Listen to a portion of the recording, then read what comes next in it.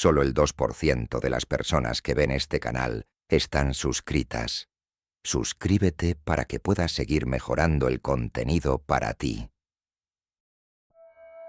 Imagina a un hombre delgado, cubierto de harapos, hablando con lobos y predicando a los vientos. Un hombre que se negaba a poseer cualquier cosa, que besaba a los leprosos, que dormía sobre piedras y cuyos ojos brillaban con una llama que ni el hambre, ni la enfermedad, ni la exclusión lograban apagar. Ahora imagina a ese hombre caminando por las calles de Asís, no como un loco ignorado, sino como un profeta que arrastraba multitudes con un simple susurro de misericordia. Francisco de Asís es hoy celebrado como el patrón de la ecología, símbolo de paz y humildad. Sus imágenes adornan iglesias, jardines y medallas. Pero hay algo profundamente inquietante detrás de esa figura beatífica. Algo que el Vaticano, durante siglos, prefirió suavizar, domesticar y resignificar. Porque el verdadero Francisco no era inofensivo, era peligroso. Un revolucionario místico cuya existencia ponía en jaque la estructura de poder de la Iglesia medieval.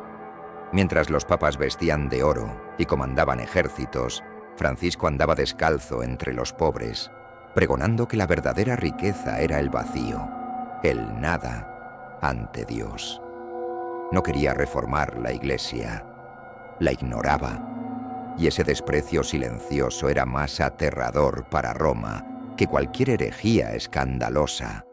Al diablo se le podía combatir con dogmas, pero ¿qué hacer con un santo que negaba la propia idea de poder? En este vídeo nos sumergiremos en los orígenes oscuros de este monje incómodo, que caminaba entre la luz y las tinieblas, desafiando no con espadas ni con palabras afiladas, sino con el silencio y la renuncia. Prepárate para descubrir por qué, para algunos dentro del Vaticano, Francisco de Asís era más temido que el mismo diablo. Mucho antes de ser conocido como el santo que hablaba con los animales, Francisco era simplemente Giovanni di Pietro di Bernardone, hijo de un rico comerciante de telas de Asís en Umbría. Creció rodeado de lujos, vistiendo las mejores ropas, asistiendo a fiestas y soñando con la gloria de la guerra. Su padre esperaba que heredara el negocio familiar y continuara su ascenso social. Pero había una inquietud en los ojos del joven que ni el oro podía saciar. Durante su juventud, Francisco participó en batallas locales y llegó a ser hecho prisionero. Fue en la oscuridad de una celda, consumido por fiebres, donde tuvo sus primeras visiones. Algo lo llamaba, algo que no provenía de las lujosas iglesias de Roma, sino de las piedras sucias, del silencio del campo, del sonido invisible del dolor. Al regresar a casa, estaba cambiado. Empezó a vagar por cementerios, evitaba las fiestas y, poco a poco, rompió todos los lazos con la vida que conocía. Su familia lo acusó de locura. El momento decisivo ocurrió ante el obispo local. Francisco, en un gesto que atravesaría siglos, se quitó la ropa frente a todos y se la entregó a su padre. Desnudo, ante la autoridad eclesiástica, declaró que a partir de ese instante solo tenía un padre, el que está en los cielos. La imagen de aquel joven desnudo, renunciando no solo a la riqueza, sino a la identidad impuesta por la sociedad, fue un golpe simbólico en el vientre de la Iglesia medieval. Francisco no quería reformas, quería renuncia total. No solo rehusaba el poder, lo exponía como una ilusión. Comenzó a vivir entre leprosos, marginados y olvidados. Dormía a la intemperie, pedía limosna, predicaba a cualquiera que quisiera escuchar. Pero había algo distinto en sus palabras. No provenían de la lógica teológica ni de los tratados escolásticos. Eran simples, directas, casi infantiles.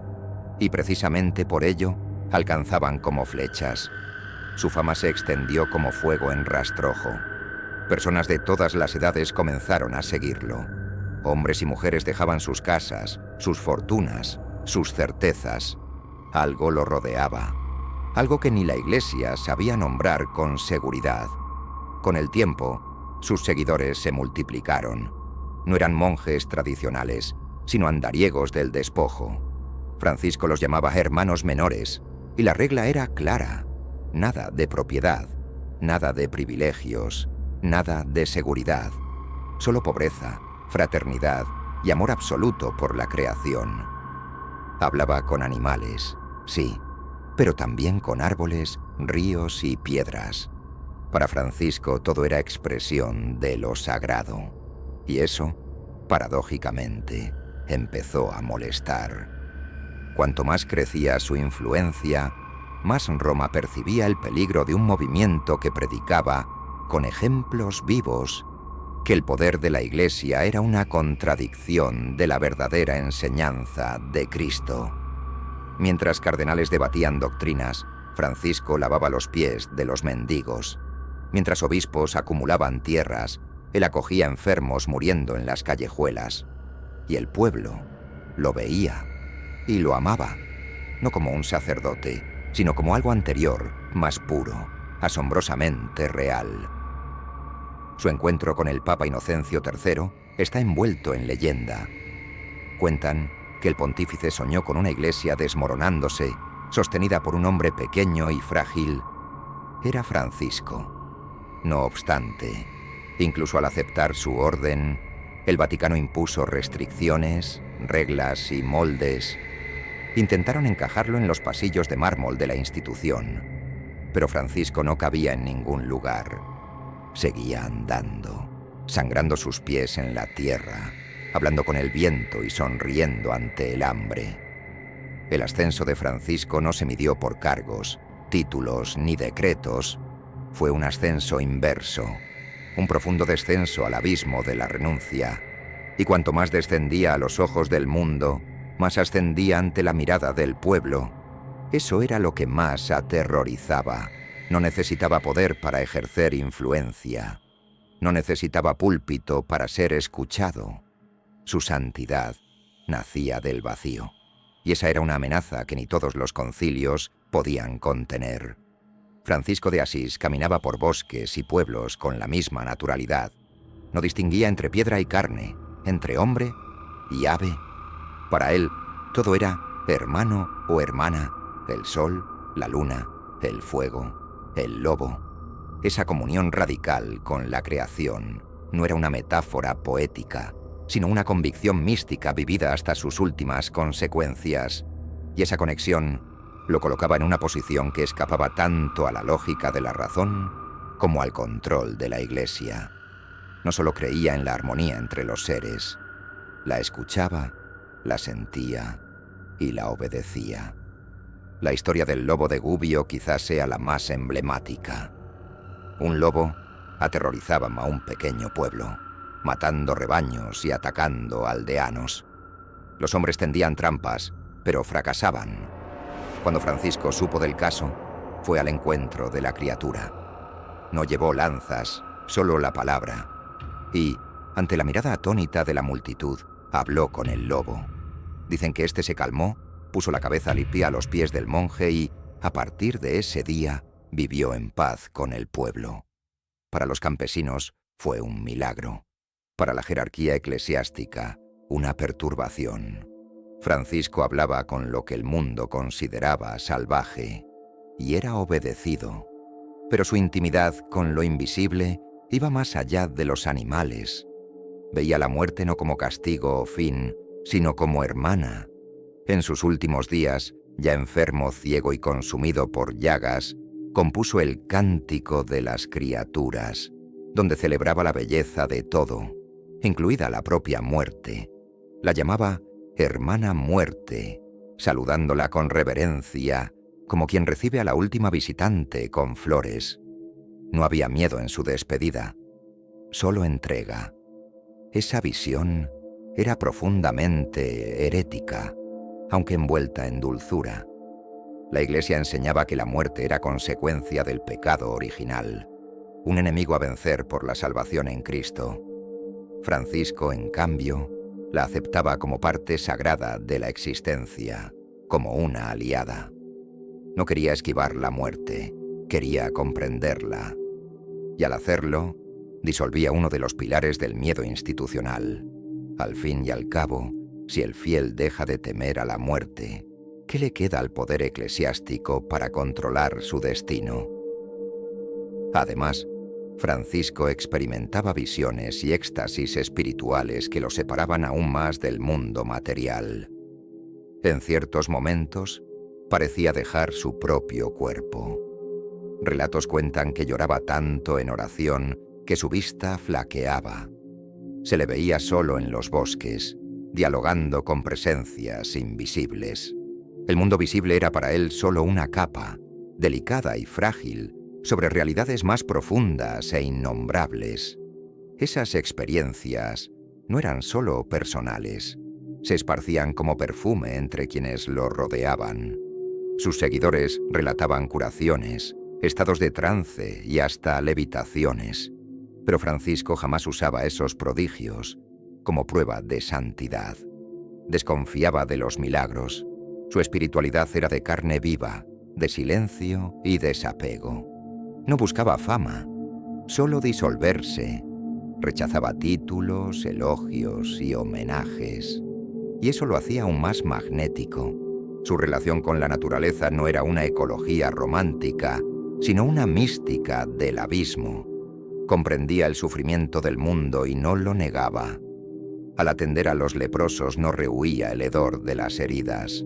Los besaba con ternura. Cuando veía un animal herido, lo cargaba en brazos como a un hermano. En cada gesto repetía en silencio una sentencia: todo es sagrado. Y ese todo incluía el dolor, la enfermedad y el fin. Al hablar con lobos y acoger la muerte, Francisco no solo subvertía el orden natural, sino también el teológico. Ponía el alma humana al mismo nivel que todas las formas de vida. Eso era inadmisible para una institución que veía al hombre como dominador y a la naturaleza como recurso.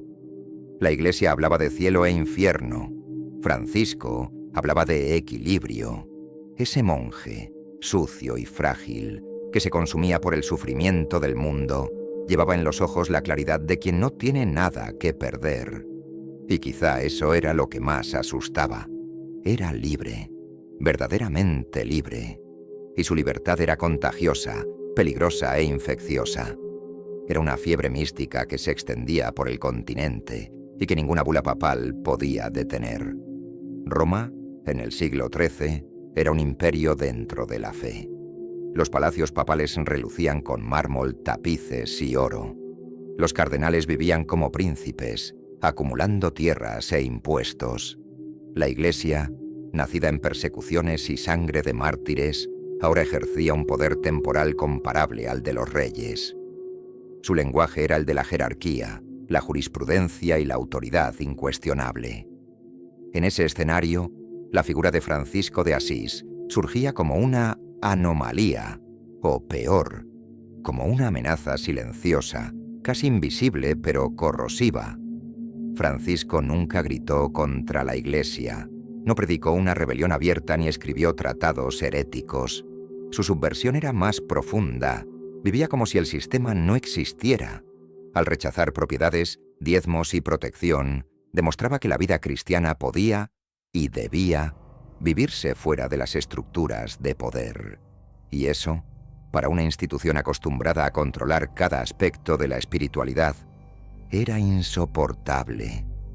¿Qué hacer con un hombre que no se doblega ni siquiera para recibir aplausos? La orden franciscana creció. Hombres abandonaban sus fortunas, mujeres renunciaban a matrimonios arreglados y jóvenes se lanzaban a los caminos solo con el nombre de Francisco en los labios. Todo esto ocurría ante los ojos de obispos que veían cómo se vaciaban sus iglesias. El pueblo ya no se emocionaba con los sermones ornados de los púlpitos. Quería escuchar a los hermanos menores, sentados en el suelo, contando las historias del poverello, el pobrecito de Asís, que dormía en piedras y hablaba con el cielo. Cuando Francisco viajó a Roma para pedir la aprobación de su regla de vida, encontró un Vaticano dividido. Algunos lo veían como una amenaza, un visionario fuera de control que desafiaba la autoridad papal. Otros lo consideraban un posible instrumento de renovación de la fe popular, una válvula de escape a las crecientes tensiones sociales. El Papa Inocencio III, hombre de inmenso poder, habría tenido un sueño simbólico. Vio una iglesia desmoronándose, sostenida por un hombre frágil y descalzo. Era Francisco. Ese sueño lo convenció, con reticencia, de permitir el avance de la nueva orden, pero no sin condiciones. Roma aprobó a los franciscanos, pero con ajustes. Se impusieron reglas, la radicalidad debía domesticarse, y ahí comenzó una batalla silenciosa entre el espíritu original de Francisco y el molde institucional de la Iglesia. Muchos de sus propios seguidores, al ver la orden crecer, presionaron por más estructura y estabilidad. Algunos querían casas fijas, normas claras, alianzas con nobles. Francisco se resistía. Sentía que traicionaban el propósito inicial, la pureza de la pobreza y el abandono total. Temía que la institución engullera su espíritu. La tensión aumentó. Francisco se alejó. Subió al eremitorio de la Verna, en las montañas, para vivir en contemplación. Allí ocurrió algo que conmocionaría profundamente a Roma. Recibió los estigmas de Cristo. Surgieron heridas reales y sangrantes en sus manos, pies y costado. Francisco sangraba como el crucificado. Ese fenómeno místico, para sus discípulos, confirmaba su santidad suprema. Pero para el Vaticano, suponía un dilema. Los estigmas no podían ignorarse, pero tampoco celebrarse sin cautela.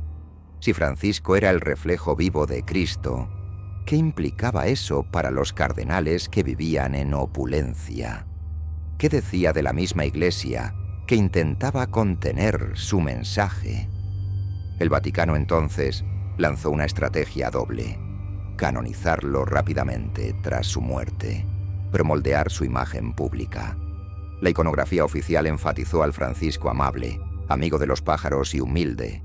Ocultó, o al menos atenuó, al Francisco profético, intransigente y desafiante. Su vida se transformó en una narrativa edificante, pero editada. Se silenciaron las partes incómodas, los enfrentamientos con la jerarquía, los episodios místicos más radicales y sus obstinadas renuncias a la autoridad. Francisco fue canonizado, sí, pero como un santo domesticado. Al monje que lo negaba todo se le convirtió en mascota de la fe. Pero su sombra persistía. Los espirituales, una rama más radical de la orden franciscana, intentaron mantener viva su visión original. Vivieron en extrema pobreza y denunciaron la corrupción de la Iglesia, llegando a afirmar que el Papa sería el anticristo profetizado. Estos grupos fueron perseguidos, excomulgados y silenciados con brutalidad. Roma temía que el espíritu vivo de Francisco, su ejemplo inflamado, fuese más peligroso que cualquier doctrina alternativa. Era el peligro del ejemplo. Francisco jamás escribió tratados teológicos. Sus textos eran oraciones, cánticos y breves cartas. Su lenguaje era el del alma, no de la razón. Eso dificultaba aún más el control sobre su figura. No podía reducirse a dogmas porque su vida era la propia doctrina, una doctrina que decía: sé nada, ama todo y rechaza todo poder. Palabras nunca pronunciadas literalmente, pero vividas en cada gesto, que resonaban como truenos silenciosos en los pasillos de Roma. El mayor temor del Vaticano quizá no fuera Francisco en vida, sino su memoria incorruptible. A diferencia de muchos santos que podían olvidarse o encerrarse en reliquias, Francisco seguía vivo en la mente de quienes lo conocieron, y su ejemplo planteaba preguntas que la Iglesia prefería evitar. ¿Es posible seguir a Cristo sin necesitar de la Iglesia? ¿Puede existir santidad sin obedecer a la autoridad? ¿Puede la verdadera fe prescindir de templos? Roma tembló.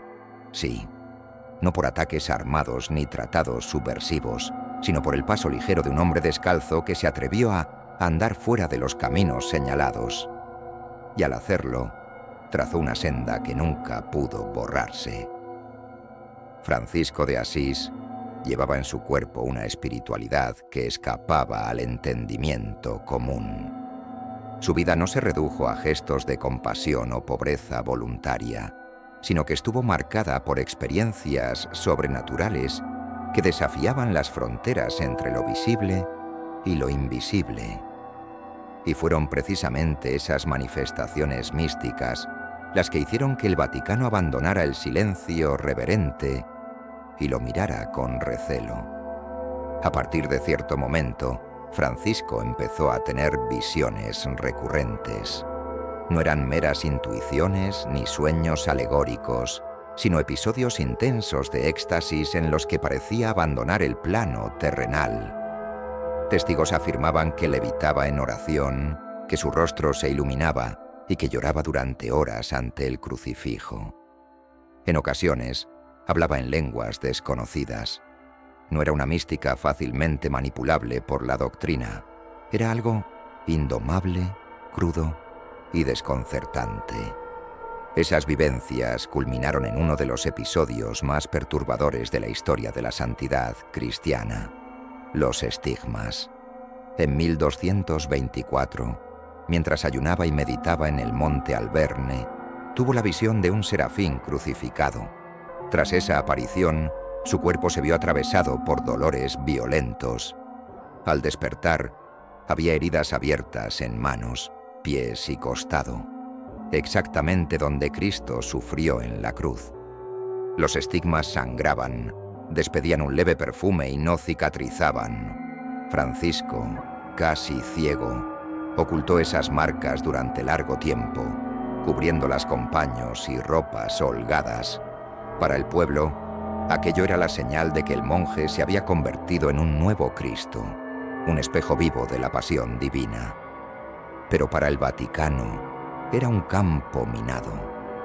Los estigmas no estaban bajo control eclesiástico. No habían sido autorizados ni surgieron bajo supervisión.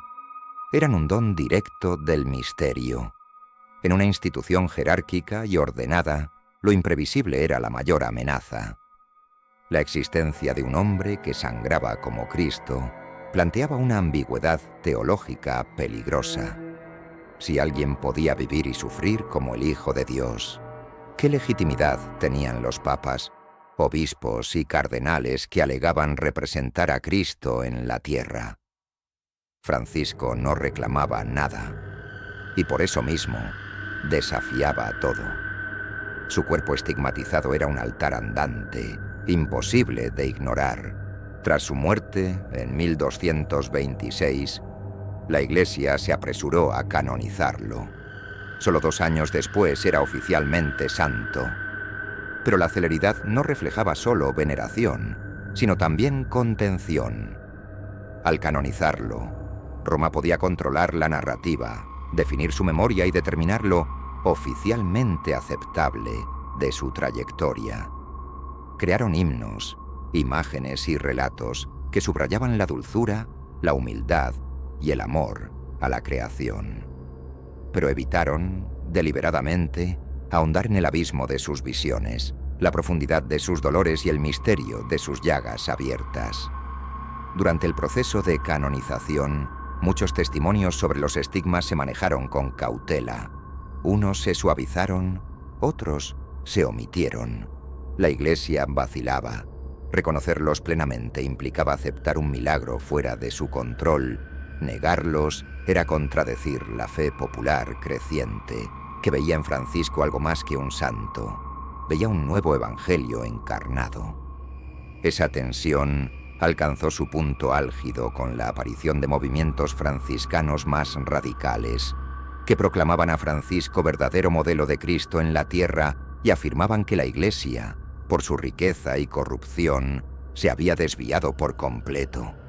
Citaron los estigmas como prueba de que el espíritu había abandonado Roma para elegir otro camino. Fueron perseguidos con violencia. El temor del Vaticano no era solo teológico, sino político. Francisco, aún muerto, era una amenaza. La imagen que Roma quería imponer era la del santo obediente. Pero el verdadero Francisco no cabía en ese molde. Obedecía a una voz anterior al concilio de Letrán, y más allá de los decretos papales, su obediencia era cósmica y visceral, independiente de las estructuras humanas. Su corazón latía al ritmo del sufrimiento del mundo y el silencio de Dios. Eso no se regula con dogmas. Incluso al morir, Francisco rehusó honores. Pidió ser tendido desnudo sobre la tierra, como había llegado al mundo. Ciego por la luz divina y desfigurado por las heridas, cantó hasta su último aliento. No dejó oro, reliquias ni herederos.